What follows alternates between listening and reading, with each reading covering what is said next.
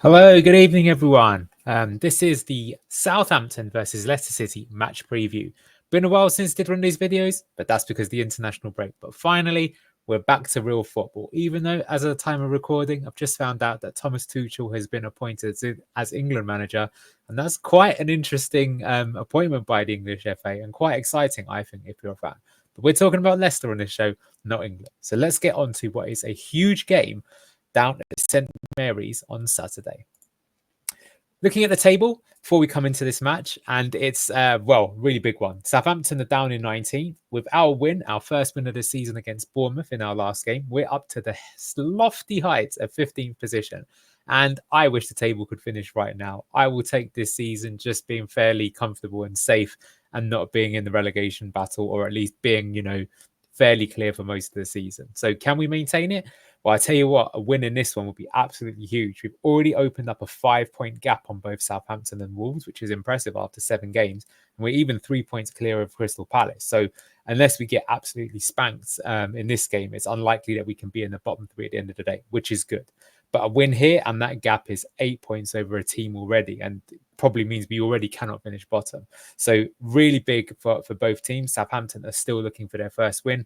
They've only got 1 point, and that was against fellow strugglers Ipswich. A huge game for them too. Coming into the game, wanted to look at the recent form of Southampton, as we might not be too familiar. They've just come off playing Arsenal. They got beaten 3-1. I don't think they were too bad in this game. Arsenal could well be the champions in waiting. But Southampton actually took the lead early on in this and had a good chance maybe to get a second. But in the end, the Arsenal machine rolled them over. However, I would say if you look at the XG and you compare it to the Leicester game, well, in that one, Mads Hansen made 13 saves and Arsenal had next year 4 goals. In this one, Arsenal were only 2.83. And the Saints actually had a higher XG than us, even though they scored less. So they actually put in a half decent performance here. And, this result is not really going to define their season. Now, the game previous to that was the biggest game of their season so far, other than the Leicester one. And this is one that I think they'll feel really gutted that they didn't win. It was 1-1 against Ipswich. They outperformed them in terms of XG, although, as you can see, Ipswich really came on strong towards the end. And even though it was a world-class goal from Sammy Morsy at the end, they should have wrapped this one up before this. You can see that they had more possession, not as many shots on target, but in general, their game plan worked. But as we'll see as a kind of recurring theme of Southampton, due to their sort of lack of quality around the pitch, they couldn't wrap things up. And in the end, the inevitable happened in Kieran McKenna and his never say die attitude of Ipswich got something out of the game for the Tractor Boys. Prior to that, though, I think is actually their most disappointing result of the season so far. They played Bournemouth, who are the team that we beat, and they were absolutely torn apart. Despite having a lot more possession, here you can see 60% possession compared to Bournemouth's 40. Bournemouth were 3-0 up in half an hour. Southampton did come back strong in the second half. They managed to get a goal back, but really this was game over very early. And this was quite an eye-opener. And I feel actually really good that we beat Bournemouth, even if in the end, with Cooper's defensive tactics, we were holding on, because this one was a little bit one of those like, wow, I mean, if there's such a gap differential between Bournemouth and Southampton, what chances that give for any of the teams that got promoted? But I think this one was just a bit of naivety from Southampton, and Iraola's chaotic get into them style really duffed them up and gave them a comprehensive win there for Bournemouth. Right, talking about Southampton, their manager is the man that is, I think, unfortunately referred to as a pound shot Brendan Rodgers in Russell Martin. I actually think he's a half decent manager. I think he's one of those that can be quite irritating. He's got those David Brentisms, as we all know. But look, he got them promoted the first time of asking through the playoffs, and I think did a good job in that department. So let's look at him and what his style of play is. And really, I think to summarize it, it's high possession. I think this is a guy who's really watched closely the sort of dominant Spain team from Euro 2008 to 2012, who won the World Cup in between. So that's 3 major tournaments in a row that probably won't be done again anytime soon. Really impressive. And of course, they were known for their tiki-taka, high possession, and almost throttling the game out and not letting the other team even have a sniff during the game. He comes from that kind of school of philosophy, but he definitely has some modern twists. So yeah, looking at their kind of possession and to kind of back up my argument, here you can see that even though Southampton are 19th in the league, they actually rank in terms of passes number 4. That is crazy. So above Chelsea, Brighton, Man United, Villa, it's only really, well, actually, the funny thing is that Spurs are quite high in this chart too. But yeah, only really, Man City level above them. I think the interesting thing here is Arsenal aren't anywhere in this top 9. And you might be interested to know that actually Leicester City are all the way down in 18th on this list, which is kind of crazy. But it shows you that passes don't mean everything, right? The best passes are passing to someone who scores a goal. So for all this passing, it hasn't really generated them any points. But it does make my point about how much of a possession side Russell Martin's team still are in the Premier League, just as they were in the Championship. Here's their starting 11, and here's the one that lined up last time round. So I think is likely to be the same in the game against Leicester. And taking a look at their team, I think, again, one thing that's like just really obvious is their overall lack of quality. I want to highlight here Adam Lallana, 36 years old. I'm a big fan of his. I think he's a good player. There were rumours he might have been coming to Leicester at one point to work with his old boss, Brendan Rodgers. But yeah, having a 36-year-old in the team, even if you're a good player, I think especially in midfield is a bit controversial. Yes, we do play Vardy, but I mean, Daka is out injured. So, I think if Daka was fit, he would probably be starting and Vardy would be coming off the bench. They've also got Ryan Fraser, who's also, done this time in the Premier League. He's an okay player, but, I don't think he's really a top-class winger to really keep you in this division. Their big signing, I think, was Aaron Ramsdale, who was signed from Arsenal for 20 million. Previously at Sheffield United, who got relegated. So I think he's used to playing in a struggling team. But he is a good keeper, right? He's been capped for England. Big fan of Taylor Harwood-Bellis. Thought he might come over to Leicester, actually, but didn't. Bednarek has played in many of the various whoppings we've given Southampton over the years. Flint Downs was really good in the Championship, actually. Some other players here that we're going to touch on a little bit later, but it's a pretty young team. And at the moment, Ross Stewart, who was their big money signing last season as a striker, is injured again. So Cameron Arch was signed this summer and he played up top in their last game. Let's talk about some of the ways then that Southampton play. And let's talk about their build-up.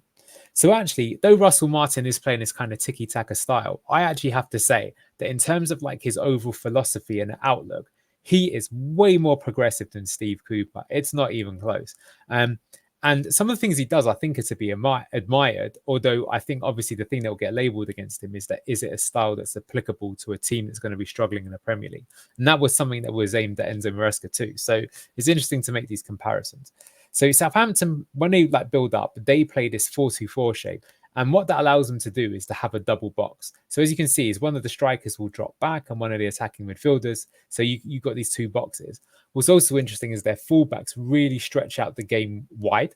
And this is something that Spain did in the Euros with Luis de la Fuente. And what that means is that if you're a wide attacking player, if you're trying to man mark or block passing lanes, you'll be dragged out to these sides, which makes the central avenues more open and you can get more passes in here, which we'll look at in a moment. So here's an example of that. This is in the Championship last year. And you can see as well that here they're playing out from the back. You've got your two centre-backs. Your full-backs are pushed on a bit further up, but are higher. So there's passes around there. And here you can see one of the boxes there in midfield and the other box here. So that's how they like to operate. Now, why do they play this way? The reason why they play this way, the kind of theory behind it, is that you're trying to generate spaces. So because the striker drops back and you've got an attacking midfielder here, if you're the centre-backs, what do? And you've got two options. You can either push up to go and man-mark them, or you can stay where you are. Now, if they push up to man-mark them, what that means is that these wingers are now going to be one-on-one versus the fullback. And in theory, if the ball's played to them quickly and they beat that fullback, they're in on goal. So that's an interesting concept if you decide to play that way. One of the reasons why they'll drag back. The problem is, though, is that then if you think, okay, fine, well, in that case, we're not going to be so gullible. We're just going to keep our centre-backs back and we're going to make you come to us. Well, then that actually works into their favour. And this is how they generate so much possession. So what that means here is that in midfield, most teams are going to have a two-man midfield when they're defending, is now you've got a 4 versus 2 situation. So there's plenty of opportunity to find a spare man, and it means that you should be able to retain most of the possession through the game. Of course, the thing is if you're just passing the ball around this area, you're not actually threatening the goal. So there's pros and cons to it. But that's the reason why this sort of box midfield is being used by quite a few teams, including some of the better teams in Europe, in fact. Right, another unique aspect of the way that Southampton play is that they invert fullbacks, but they don't just invert one fullback, they invert both fullbacks, which is really quite unique. Spurs do it, and they did it to us earlier in the season, and those inverted fullbacks come into kind of attacking midfield positions. Southampton do it a little bit differently, but it still has an overall similar effect. So their two fullbacks at the moment are Yukinari Sagawara, who was signed in the summer, and also Charlie Taylor, who was playing at Burnley last season. And here's the effect that it has. So here you can see that the fullbacks have drifted in. And what that means, you've got this kind of pentagon shape. And here's two of the midfielders here. Here's Blackburn that they're playing against. And you can see just how many options there are to pass the ball. It means you're going to retain a lot of control. Of course, it does mean that on transition, there's going to be gaps where those fullbacks are inverted in, and you've got twice as many gaps. And we're going to come to that in a moment, because that, as you might imagine, is one of their weaknesses. Here's another example. Again, you can kind of see them drifting in. And here you've got one of their midfield pivots being marked by two players. But now you can see that you can pass back, and there's plenty of passing opportunities. And you can see this has allowed Southampton to advance way up the pitch, and they can start playing in the opposition's half very early in the game and dominate the ball in the game. And why do you want to do that in the first place? So the way that they play is quite similar actually to Maresca, even though they achieve it in different ways, where they're trying to find a third man. So a third man means someone who's free. It means you can always pass the ball to them, often with a simple pass. And it means you can have the opposition chasing shadows. And it means you can just keep popping the ball all over the place, allowing you to set the tempo and get control of the game. So here's the example of their two defenders playing into one of the fullbacks that's inverted. You've got another fullback on the other side, and you can move the ball about pretty easily with fairly low risk passing that should be pretty guaranteed to get to its target. And it means you can keep control of the ball. So that gives you like an overall very solid foundation to build on. And there's nothing really wrong with this as long as you can keep the ball going. And how do they generate attacking opportunities from this? So here's what we're going to start talking about. So actually, when they attack, because they've inverted both their fullbacks, what it means is that more people can push forward. And that means that when they attack, they can actually attack with a 5 versus 4. So again, this is similar to what Enzo Maresca did with us last season. This season under Cooper, we generally only attack with a 4-man chain. And as we'll see in this kind of comparative analysis, you can actually see some arguments for why you might do that in the Premier League. Using that 5v4, it means you're way more likely to be able to find the free man, again, the third man concept. So you can see that what they often do is they'll do a cross from one attacking midfielder to the other, and you often end up in these situations here. One of the wingers is just totally free. So it's a pretty simple ball across, and you can head it into an empty net. That is one of the beauties about having more attacking players that come it forward. And they also like to do these intricate passing movements and these good attacking sequences. This is a bit different to the way that Enzo worked with us, but you can still see this as a pretty clever movement. So one of the attacking midfielders is pushed up. This is actually one of the fullbacks that's pushed up to get on the ball. This is actually one of the wingers cutting inside. You can see that the ball's going to be played into the attacking midfielder, who's going to pop it off to this winger running in, and the right winger can either have a shot or he can cut it back. So lots of ways that they can play. And when they're working well, it actually looks really, really slick. So yeah, they have a good foundation, and that allows them to create attacking opportunities, although their attacking opportunities do tend to be more on the intricate side and rely quite a lot on skill to be able to engineer something. So how about the defensive structure? So another thing that Southampton like to do is they love to push up high. Many teams in the Premier League use a high line and high press. And of course, the idea is that if you turn the ball over quickly, it can lead to a threat to yourself on the attacking transition. Of course, you're playing a bit of jeopardy because if you turn the ball over with everyone being so far up the pitch, you can be vulnerable and behind.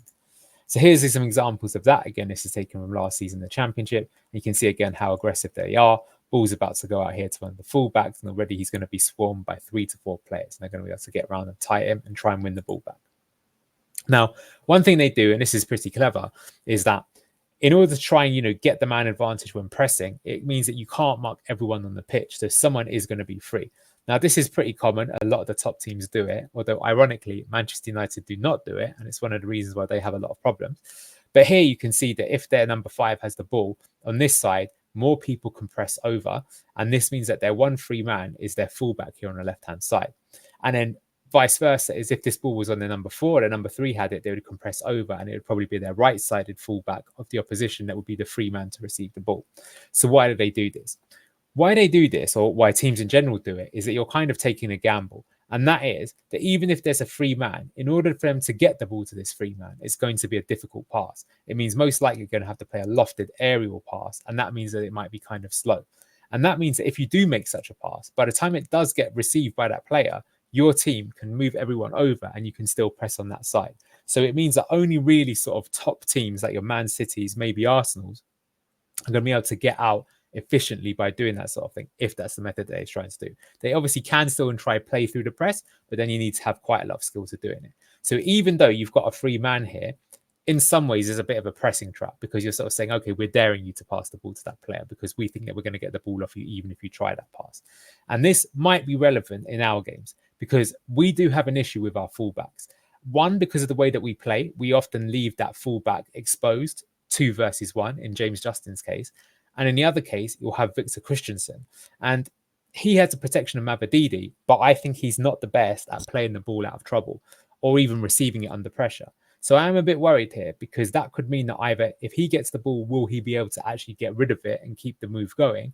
Or if we do play the ball into him, will he be able to control it in time and get us moving to take advantage of the fact that the ball gets received by him? We shall see. Now, that's what they do when they're pushing up high. But of course, teams aren't always going to be up high. What about when the other team is attacking on them? So here's them in their kind of mid and low block. And I think what's interesting about the way that they play is that actually they don't defend in the 4-4-2 shape. And that's quite unconventional because almost all teams in the Premier League do tend to move into that shape when they're out of possession. Crystal Palace were one of the few teams that didn't do it against us. And here's another example where you can see that way Southampton do it is they're actually doing it in a kind of 4-1-4-1 shape. Why is that? That's because one of their fullbacks has moved back into the 4-4-2 shape, and it means that one of the attacking midfielders has moved back into the double pivot, and one of the people who is up top is dropping back. So it's just a kind of byproduct of them inverting both their fullbacks that you can't, if you got too many people moving around too often, it's very difficult to keep that organization throughout a game. It can in fact tire you out. So that's the way that they operate. Now, I've mentioned all this so far, so saying that they're a higher possession team. They tend to play this 4-2-3-1 and they invert both their fullbacks, and they generally have more possession than the opposition. In fact, they always have more possession than the opposition. Apart from, in fact, just 2 games last season in the Championship. And what was interesting is that those games weren't against Leicester. Against Leicester, they did have more possession, but they lost 9-1 on aggregate. The one time that he really went for having a lower possession approach is when they got promoted in the playoff finals, and actually the game just before the playoffs, which they were also against Leeds and where they also beat them. And in this game, springing a surprise, what Russell Martin did is he actually went for a 3-5-2. And you can see that in this game, they actually had a lot less possession than they would normally, but 20% difference almost between them and Leeds, but they won the game. And you can see that what this meant is that they were like way more resolute. You can see here that Leeds, they only really got 2 shots on target. Yes, they had 12 shots, but they were being, making to have those shots from much further out. And so they were much more defensively compact, and they gave up some of their possession game to be a bit more solid. So am I saying that it's possible that they could go 3-5-2? I think generally I would say no. But actually, I think they might go for this just because this game is huge for Russell Martin. I think to be honest, if they don't get a win, he might well get sacked. They've started badly and he'll have not got points against, maybe a draw, they'll keep him. But if they were to lose, then out of the 2 other relegation candidates in Ipswich and Leicester, both of whom will have gone to St Mary's, they'll only have had 1 point. And so I think for that, it might be a bit of a do or die game for him. And it's not so much about, looking pretty, but it's about just making sure you get some points on the board. So he might go for this system. It is possible. He did it in the biggest game so far of his managerial career, and you've got to give him some props where it's due. He won that game, and that's the reason why they're in the Premier League, whereas I think Leeds were the better team than them last season, which is why they finished above them in the table. Right, talking about one to watch, someone who's recently broke into the Southampton team is this exciting youngster called Tyler Dibbling. Football Manager Classic he is, and he's very impressive. He's really caught the eye. Here's him against Ipswich, and you can see here that he actually starts as a right winger, but he drifts inside. You can see he's quite tall for a young kid, and he receives the ball here from Lallana, who's going to play the ball to him through this channel.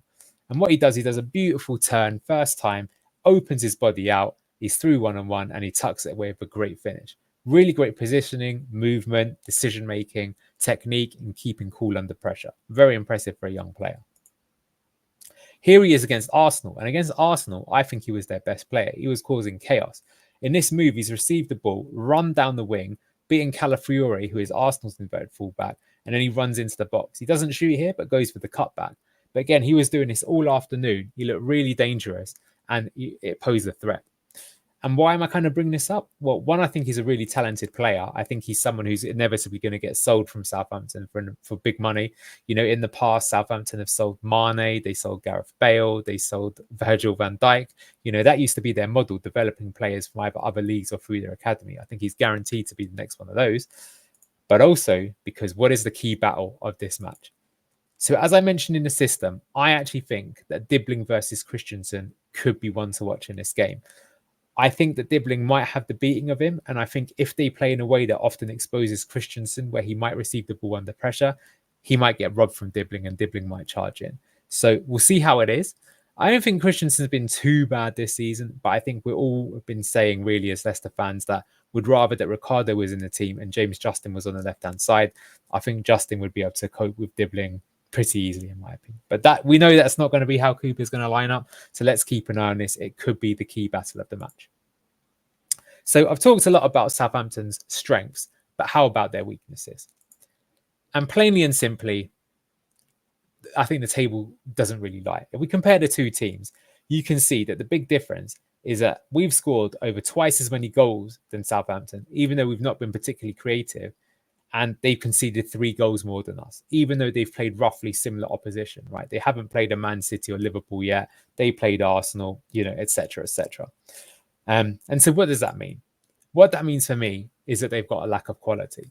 So I think it's interesting that I think a lot of fans, both Leicester and Southampton, aren't necessarily Russell Martin's biggest fans, not really liking his style of football and not really being too convinced that it can work with a team like Southampton.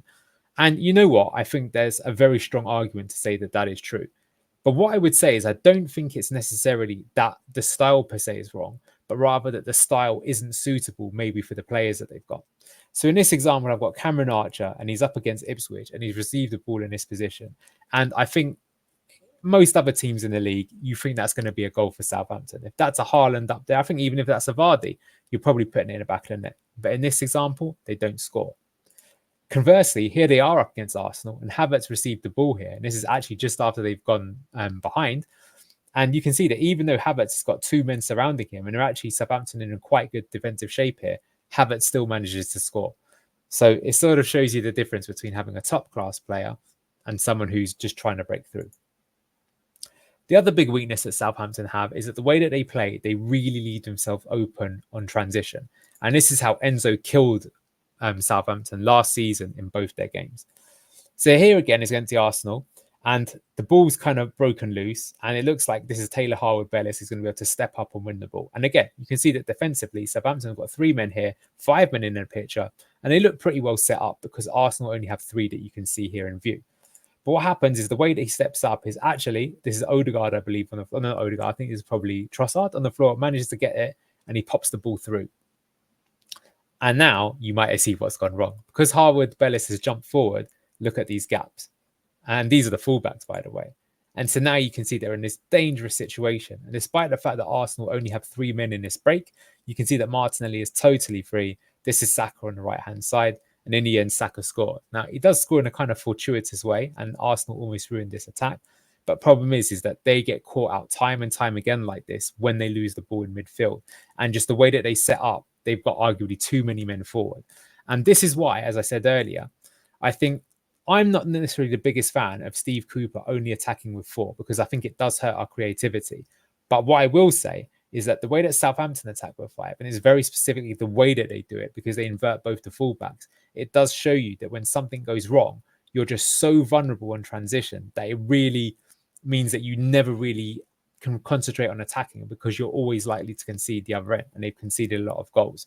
So that is something to keep in mind. And I'm going to give you an example of that of last season against Leicester. So here we can see that one of their players is going to try and cross it in. This is actually, I think, Will Smallbone, who's running forward. I think he's injured at the moment. But what happens is if you look at number 23 here, which is Vestergaard robs the ball and he plays the ball first time into this gap. And you can then see that Southampton have pushed a lot of players forward. The ball is received by Dewsbury Hall, and you can see already they're in big trouble. Now, look, to be fair, this is they're already 4-0 down, and they're probably trying to get a consolation goal, but they were doing this all throughout the match. Dewsbury Hall turns, and again, you've got a similar situation. And you can actually see that in this game, Enzo, he was actually only attacking with 4 players, right? And Southampton actually back with 5. But again, you can see that everyone is pretty much in front of the ball. You've got Vardy totally free. Fatawu is in front of his man. You've got Mavididi who can run through here. Dewsbury Hall's on the ball. In the end, we move forward. It goes to Vardy, who plays the assist in, and this is Fatawu with his hat-trick, bang it into the back of the net. And this was a comprehensive victory for us last season. And again, it was just because they got caught out in transition. If we look at the start of the move, look how hard they are up in the box. So from this point, if you lose the ball, you've got 90 yards before you should be in trouble. And yet this put them into trouble right away. And that's the vulnerability of attacking with too many men forward. So that's enough about Southampton. How about our expected lineup? And I think this is probably going to be the easiest one that I do all season. And that's because I don't think there'll be any changes from the last game. We won our first game 1-0. First half, we were actually pretty good. I said that in my post-match analysis. I think second half, it was a change in direction from Cooper that really cost us the initiative. I think if we'd have played like we played in the first half, we'd have probably won the game pretty easily 2-0. So what does that mean? It means Buonanotte stays in the team. Ndidi and Skip will play next to one another. Ayew will play as one of the 10s, and you've got Mavididi there. And I think when we're attacking as the 4, when we're on transition, I think Mavididi is going to be a real danger man. Buonanotte showed his class in the last game. Ayew, that's maybe one that remains to be seen. I think he hasn't got the best touch, but to be fair, his tackling up there might help us get the ball back to start transition. But that should be pretty good. I think the one player that might drop from this game, although I think Cooper is reluctant to do it, is Ndidi. And that's not because Ndidi's had a bad game. I think he's been one of our best players this season. But I don't know if you've been following this on socials, but Nigeria are having a terrible time in I think it's Libya at the moment. Maybe it's Liberia. They're playing an away match, and basically they've got passport troubles, and it looks like there's some fun and gamesmanship going on. And basically, he might end up getting back late and being unfit and being tired. And if that happens, can you throw him in straight away? I think indeed he's a pretty good athlete, so I think he would be anyway. But hopefully his performance levels can be higher, because I think if he's playing well in Ndidi, it will cause them a lot of trouble and really help us getting going. Him and Skip played very well in the last game. So how about my match predictions? So I'm predicting Southampton will boss possession, but I think they're going to struggle to break down the defensive block, which has been pretty good this season. I think we should be able to kill the Saints on transition. The key players I've just mentioned, I think there'll be Mavididi, Buonanotte and Vardy. I think between those three, they're going to get chances. And I do think that unironically, Cooper's 4-man attack and the 6-man back sometimes is well suited to the way that Southampton attack and build. And that's what Maresca did to them last season as well.